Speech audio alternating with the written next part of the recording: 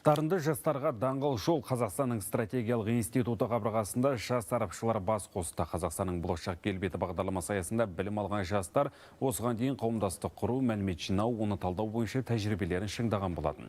Әлеуметтік саяси, экономикалық халықаралық бағыттар бойынша білімдерін толықтырды. Жетекші сарапшылар мен ғалымдардан дәріс алды.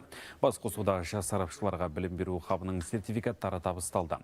Кездесуге Астана, Алматы, Тараз, Семейдегі жоғары оқу орындар, ғылыми орталықтар мен мемлекеттік органдар өкілдері де қатысты.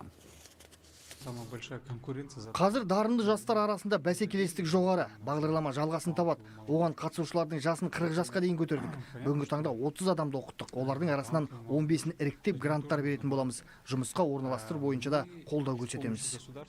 Ғылыммен ғана айналыспай қоймай, бұл жерде ағылшынша айтсақ нетворкинг деген нәрсе бар. Ол яғни жас сарапшылардың ортасында пікір алмасу, неше түрлі проблемаларды көтеру, соның шешу жолдарын іздеу. Бұл мектептің бізге жалпы маған ғана емес, жас сарапшыларға берген көмегі зор деп ойлаймын.